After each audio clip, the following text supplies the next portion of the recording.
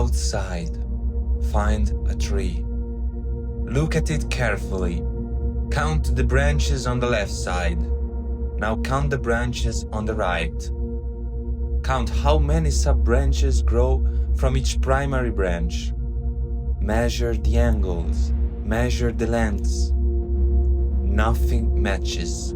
Nothing is equal. Nothing is symmetric. And yet the tree is not broken. The tree is not irregular. The tree is not complex. The tree is alive. In the last episode, we built our first trees. A father with 4 children, each generating 3 grandchildren. A father with 3 children, each generating 3.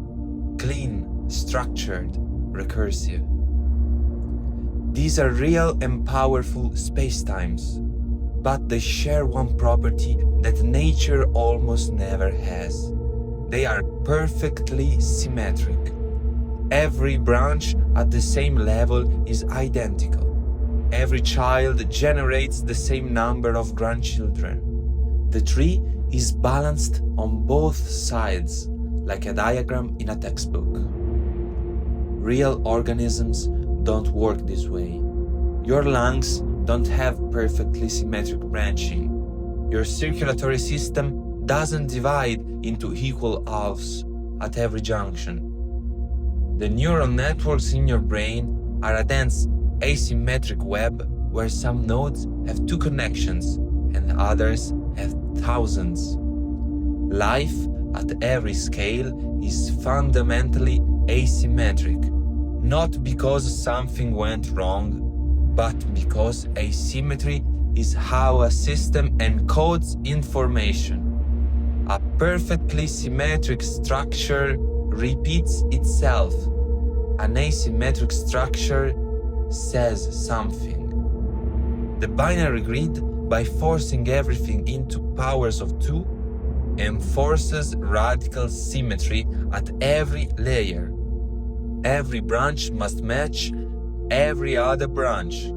Every subdivision must be equal. The result is a system that is maximally regular and minimally informative, a pattern that tells you it exists and nothing else.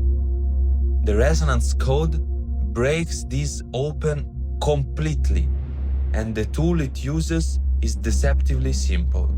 You allow different children to have different numbers of grandchildren.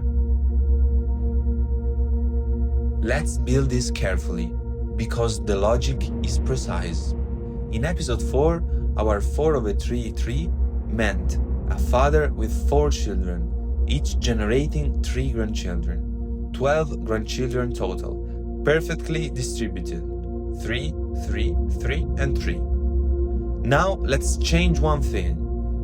Keep the 4 children, but instead of giving a child 3 grandchildren, give the first 2 children 2 grandchildren each, and the last 2 children 3 grandchildren each. The total grandchildren is now 2, 2, 3, and 3. 10 total instead of 12. What has changed? The duration of the measure hasn't changed. The father is still the father. The total time is still the total time. But the distribution of weight inside that time has changed completely. The first half is wider, 2 children with 2 grandchildren each, slower, more gravitational.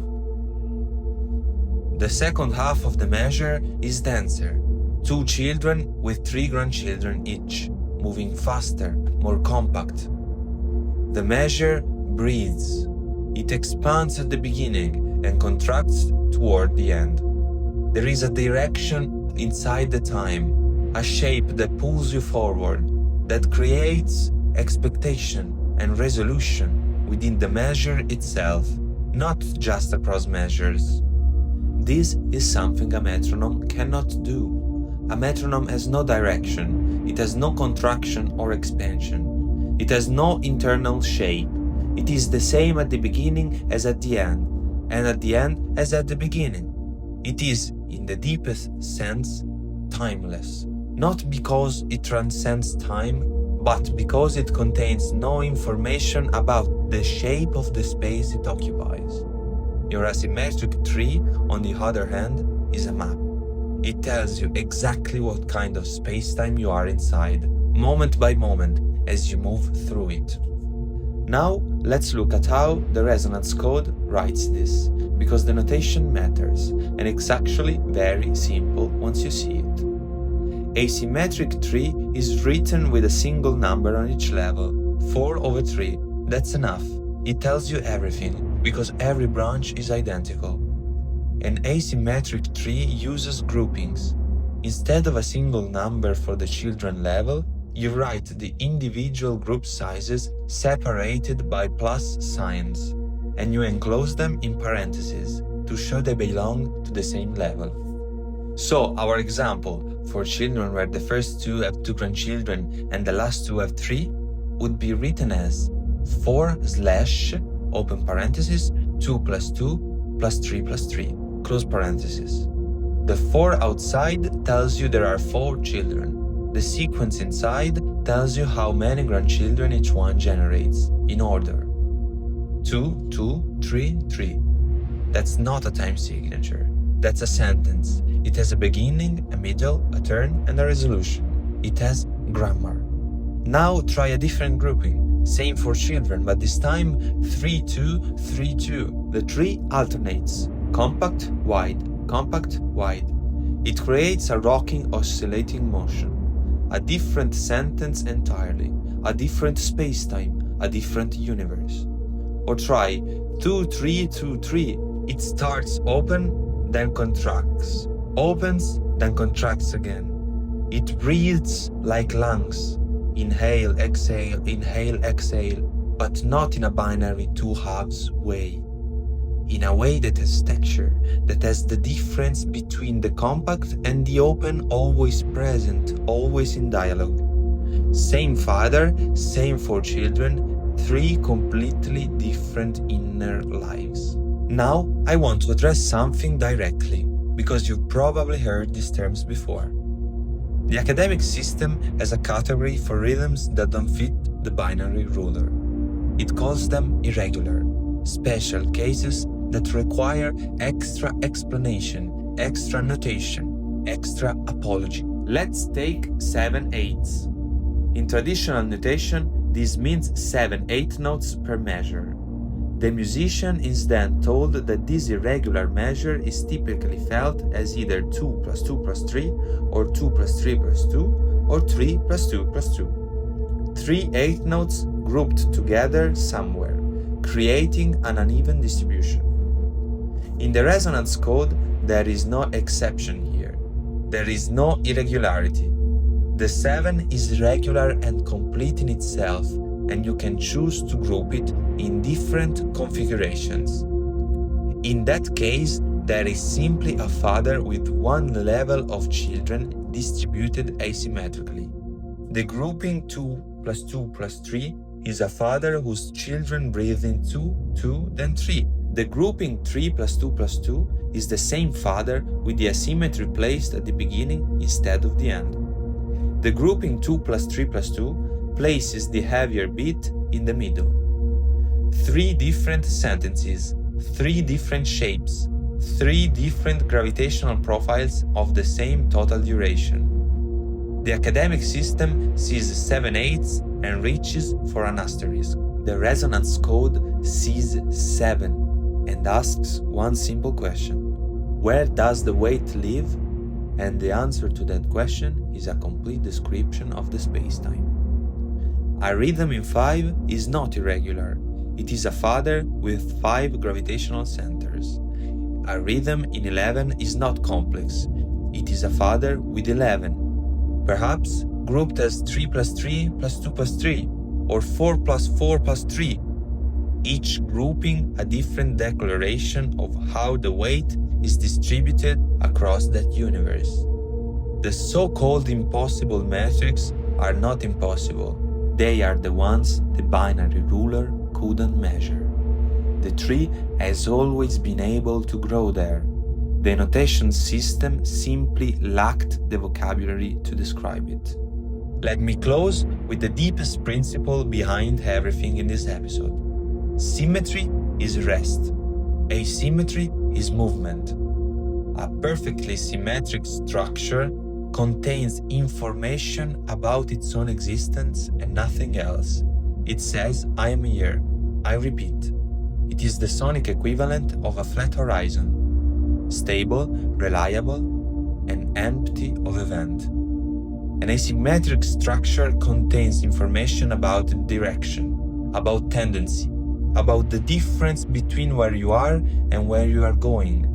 The heavier beat creates gravity. The lighter beat creates lift.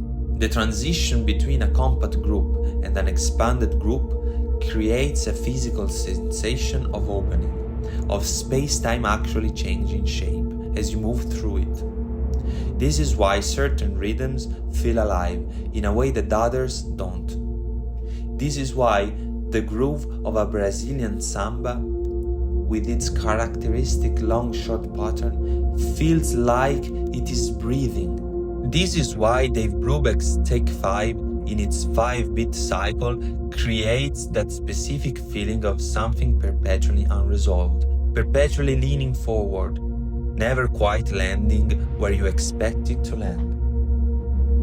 These aren't aesthetic accidents, they are geometric consequences. The asymmetry of the tree creates a non-uniform gravitational field inside the measure, and the human body, with its own asymmetric biology, its own non-uniform rhythms of heart and breath and neural firing, responds to that non-uniformity the way a tuning fork responds to its frequency. It resonates. It recognizes the shape. This is the density of resonance. This is why an asymmetric groove reaches people in a way that a mechanical 4/4 grid cannot. Not because it is more complex, but because it is more true. It maps more accurately onto the actual geometry of a living body moving through a curved spacetime. The tree that doesn't match on both sides is not broken. It is the one that grew toward the light. We've grown the asymmetric tree. You now understand that perfect symmetry music is a convention, not a law. That different children can have different numbers of grandchildren, and that choice creates direction, shape, and gravity inside the measure. That so-called irregular rhythms are not exceptions. They are simply asymmetric distributions of weight, fully describable in the language of the resonance code. And that asymmetry is not complexity, it is information, it is the signature of a living system. In episode 6, we leave the tree and we enter the body, because everything we've built, the curved spacetime, the 4 clocks, the asymmetric tree, lives not just in notation and theory. It lives in your heartbeat, in your breath, in the biological machinery you carry with you every time you sit down to play. Episode 6 is about synchronizing that machinery to the cosmos. It's about entrainment and why the most powerful rhythmic tool you own has nothing to do with your hands. I am Silvestro nel Cosmo. I don't teach music. I engineer the resonance of your existence. The manifesto is in the description. Polymetrica is there too. Build your asymmetric trees. Feel where the weight lives.